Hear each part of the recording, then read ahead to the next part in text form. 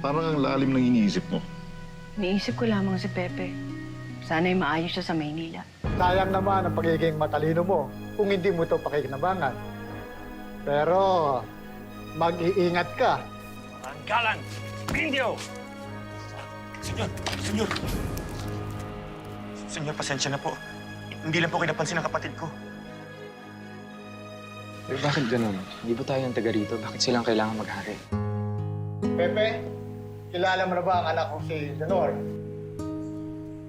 Leonor, ang pinsan mo si Pepe. Carmen, ano sa tingin mo? Tingin saan? Kay Senyorito Rizal. Si Señorita Leonor, siya ang pinakagigiliw ng lahat. Maganda, may maririkit na mga mata. Pumukha siya ng isang birhen. Baka naman, maaari mo kaming paunlakan ng isang awit, hindi ba, Leonor? Hindi ba? Hindi ba? Bakit hindi? Problema mo ba? Ay! Naman! Ay! Naman! Matay! Tubig! Tubig! Ulatin natin ang binibini. Nandiyan siya sa kabila. Hindi natulog sa La Concordia. Alam mo naman siguro kung ano ibig sabihin nun, di ba? Hindi na tinatawag yung paraluman. Lipas na sa moda ang kudyapang hirang. Walang hinihingi sa utosang paslit, kundi isang tasa ng kapeng mainit. Napakahusay ng iyong tula, Senyor Rizal.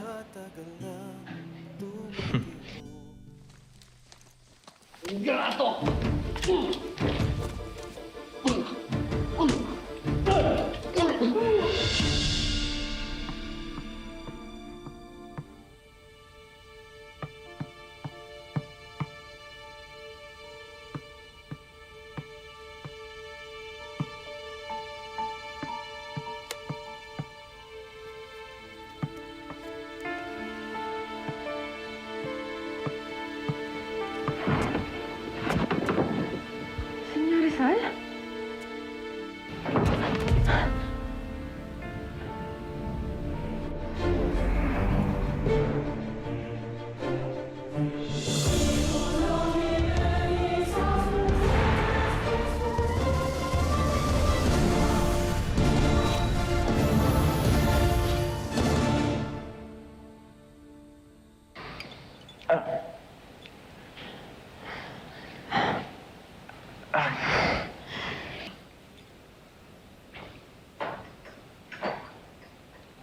Aray. Hingi ng paumanhin. Eh, bakit kasi hindi mo nakita ang Guardia Civil?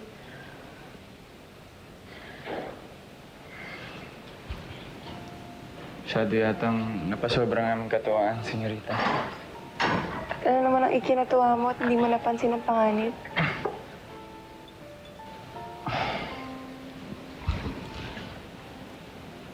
Huwag mo na isipin yun. Hindi natin pag-usapan.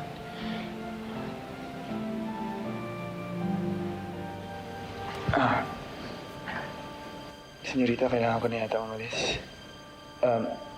Maraming salamat sa iyong tulong. Ngunit nangihina ka pa, senyor. Kaya ko na to. Maraming salamat ulit. Mag-ingat ka.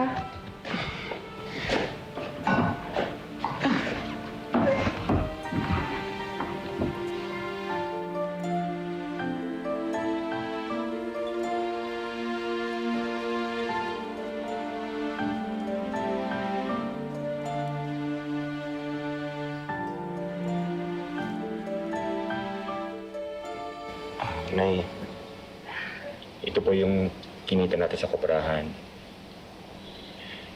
Sa tindahan naman po, ito po. Tsaka sa palawin po natin, ito po yung kinita natin. Nay? Pepe! Pepe? Pepe! Nay? Balitaan namin nangyari sa'yo. Ayos ka lang ba? Ayos lang ako kaya. Anak, ikaw na nga ba yan? Nay, ako po to. Hindi niyo na po ba ako nakikilala? Hindi ka siguro nakilala dahil sa pasasamukha mo.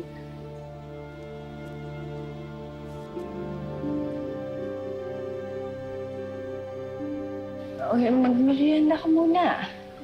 Sige po.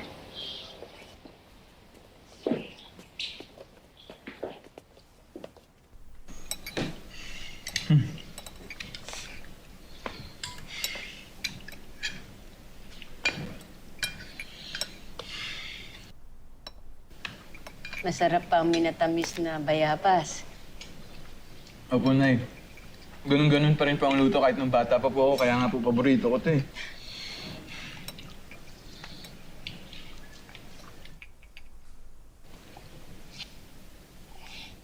Anak, Nay, baka pwede namang huwag ka nang bumalik ng Maynila. Tumulong ka na lamang sa akin dito sa bukid. Inay, napag-usapan lang po natin ito.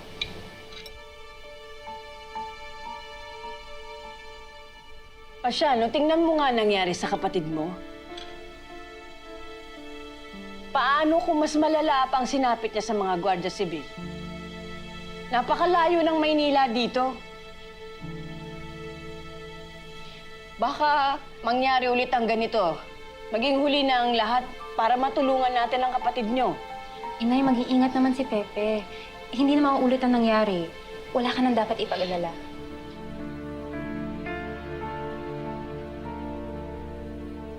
Hindi niyo kasi alam ang pakiramdam ng isang inang katulad ko. Halos mawalan ako ng malay nang malaman ko ang balita tungkol sa kapatid niyo.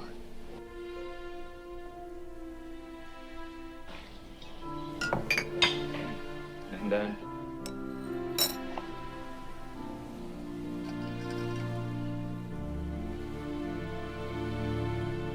Nay, Ako na po.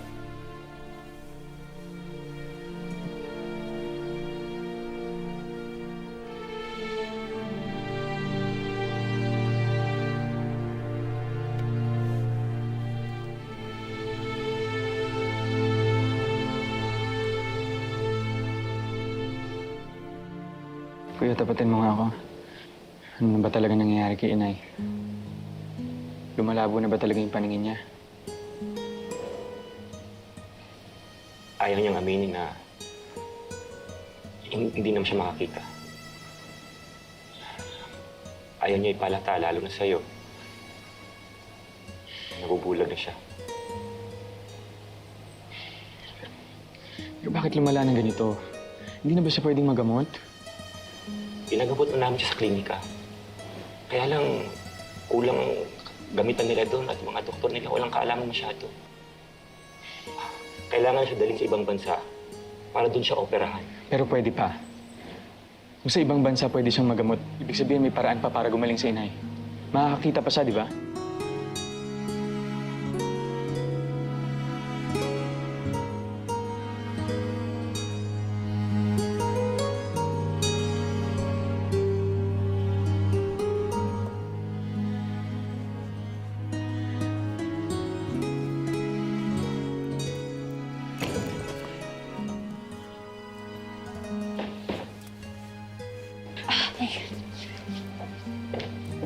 Huwag niyo kaming alalahanin. Ako na bahala kay Inay.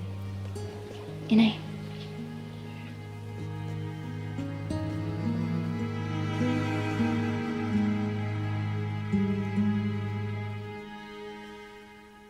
Mas may dahilan ngayon para manatilit mag-aral ako sa Maynila, Kuya. Tatapos ako ng medisina. Kung hindi kayang pagalingin ng mga doktor dito si Inay, ako mismo magpapagaling sa kanya.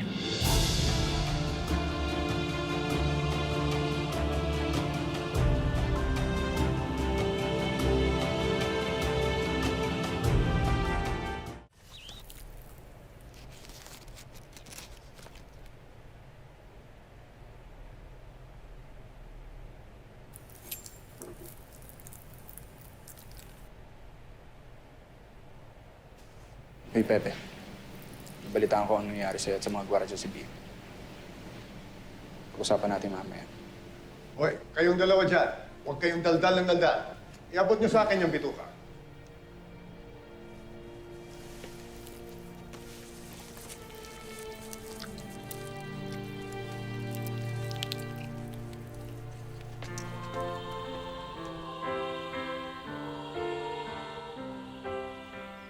Uy, Leonor. Balita ko nabugbog daw si Pepe ng mga Guardia Sibil.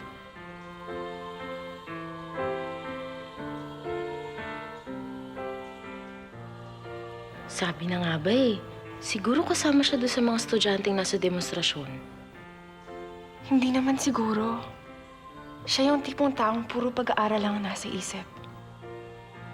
Iiwas yun sa gulo. Pero alam mo, nag-aalala ako sa kanya. Uy, nag-aalala kay Pepe. Carmen, hindi ganon. May kakaiba kasi sa kanya eh. Ano? Na palaisip siya? Seryoso sa buhay? Anong iba dun? Kinukwento kasi ni Inay na may kasaysayan daw ang pamilya nila. Kasaysayan? Anong kasaysayan?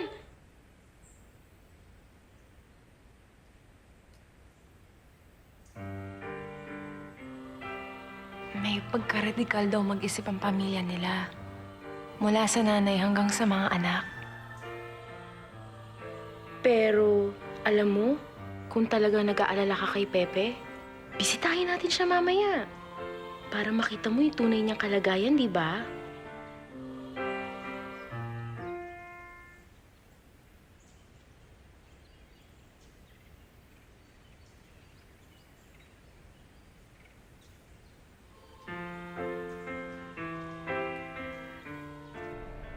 Kailangan namin ng katulad mong mahusay sumulat para mas mabisa nating mailahad ang mga ipinaglalaban natin sa pamahalaan. Sapat na sa akin ang nangyari nung isang gabi para mapatunayan gulo lang ang aabutin ko. Ayoko na mag-alala pa ang aking mga magulang. Nandito ako sa Maynila para makapag-aral. Yun lang. Pero palalagpasin mo na lang bang ginawa sa'yo ng Guardia Civil? Kailangan mo ito ireklamo. Hindi pwedeng gaganyan-ganyanin lang tayo. Ginagawa nila yan sa lahat ng kapuluan. Sige na, sumama ka na. Huwag kang mag-alala, walang mawawala sa'yo. Huwag mo nang pigilin ang iyong sarili. Alam naman nating lahat na galit ka sa mga Kastila at ayaw mo sa pamahalaan dahil sa ginawa sa iyong pamilya. Ano ibig niyo sabihin? Walang lihim na itatago sa amin, Senyor Rizal. O baka mas magandang Senyor Mercado. Ang tunay mong pangalan ay Jose Protasio Mercado, hindi ba? Bakit mo itinatago ang Mercado at pinalitan ng Rizal? Pasensya na, may klase pa akong kailangan pasubukan.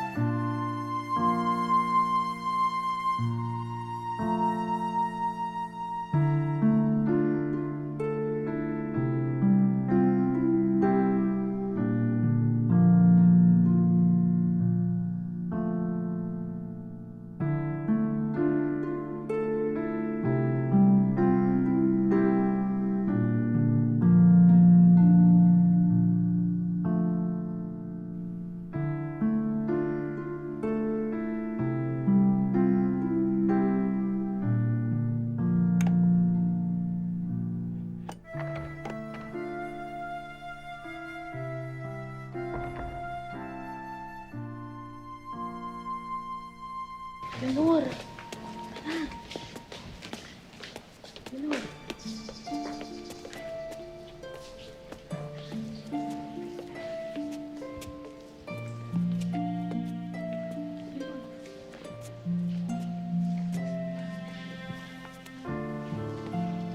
Sigurado po ba kayo sa daan, Manong?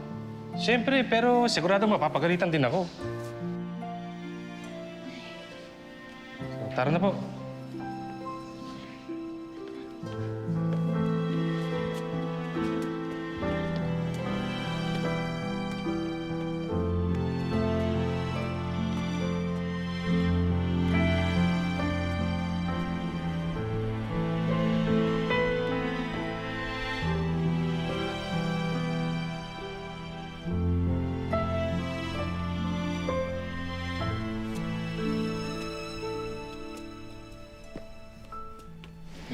Carmen, anong ginagawa niyo rito?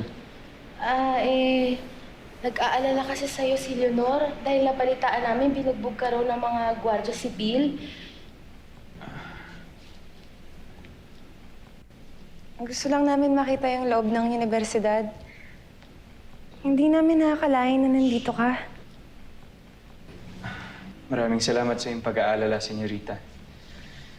Baka makita kayo ng mga pare.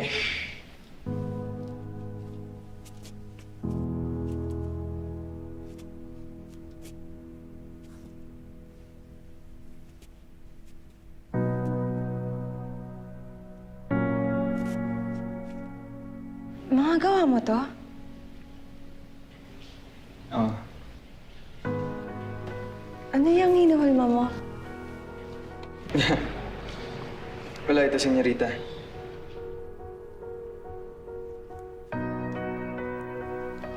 Ito, ano laman nito? Wala. Wala rin ito, Senyorita. Huwag mo na itong pansin. Anong nakaguhit dyan? Senyorita! Balita, ngayon sa Europa, hilig daw nila gumuhit ng mga babaeng walang... Senyorita, huwag niya yan. Huwag niyo nang tingnan yan. Senyor Rizal, umusta naman tayo ng kagalang-galang? Hindi itong para tayong mga bata. Titignan lang naman namin. Patawad niyo mga binibini. Kung gusto niyo talaga makita ang aking mga iginuhit, ituturing ko ito bilang isang malaking karangalan.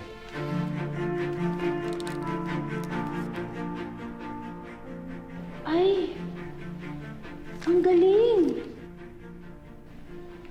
Ikinahiya mo tong ipakita?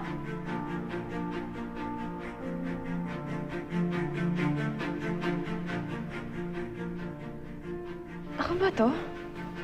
Ikaw yan! Kamukhang kamukha mo! At ito yung suot mo. Suot mo nung... Nung una tayo magkakilala, Senyorita.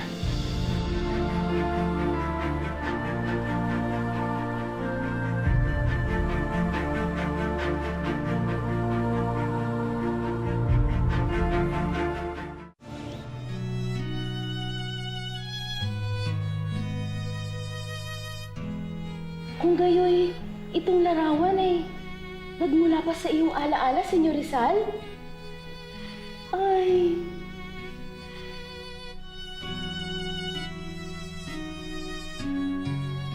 Hindi mo ba nagustuhan? Maaari ko pa yung baguhin. Hindi. Maganda. Kahanga-hanga.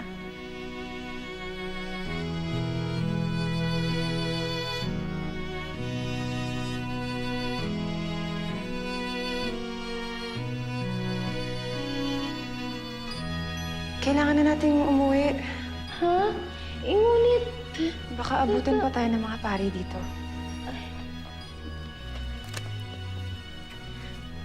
Paalam, Senyor Rizal. Paalam, Senyorita.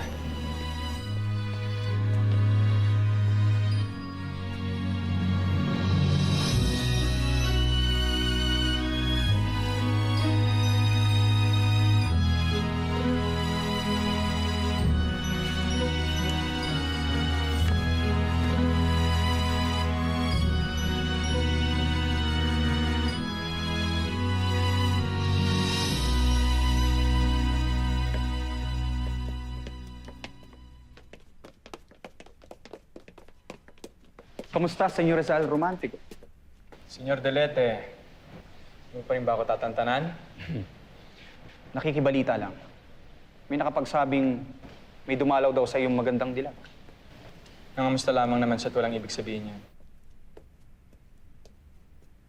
Mauuwi talaga yan sa wala kung duduwag-duwag ka.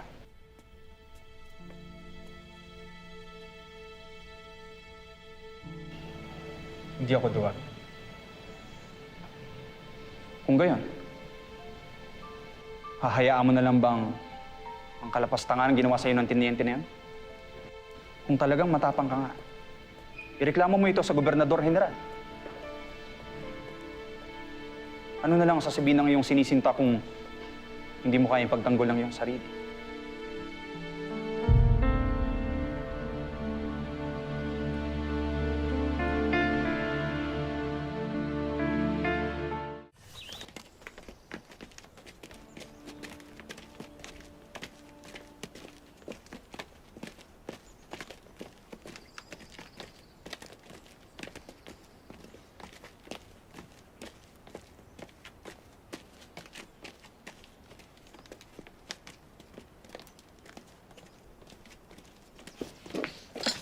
Papasukin niyo kami. Kailangan namin makausap ang Gobernador General. Hindi kayo pwede dito. At bakit hindi? Ito, hindi mo ba nakikita ang ginawa ng opisyal ng Guardia Civil sa mukha ng kaibigan namin? Bawal kayong pumasok dito. Sinasayang niyo lang oras niyo. Umalis na kayo! Daling panahon lang. Kailangan lang namin makausap ko nga! Umalis na kayo! Kung ayaw niyong madagdagan yung pasa sa mukha niyo!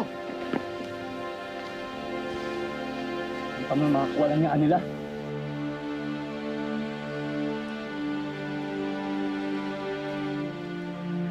Pepe, tayo na.